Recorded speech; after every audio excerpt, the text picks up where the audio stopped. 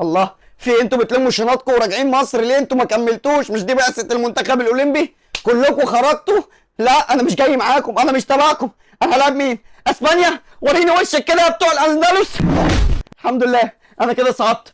سلموني انتوا بقى لاهل مصر، انا مش هينفع ارجع معاكم، انا عندي حلم وامل وان شاء الله اجيب ميداليه، ربنا معاكم انتوا بقى. يا زيزو يا مشرفني، الف مليون مبروك الصعود يا رجاله. واخد بالك يالا، الواد ابراهيم عادل عامل دويتو مع زيزو جامد قوي. احنا بنفكر بقى نخلي زيزو يقنعه ويجيبه الله، تصدق فعلا انت معاك حق، زيزو عامل دويتو جامد قوي مع الواد ابراهيم عادل. الاتنين دول لازم يجوا يلعبوا مع بعض بقى، انت بتتكلم صح بقى. الو، بقول لك ايه، حضر لي كوبريين.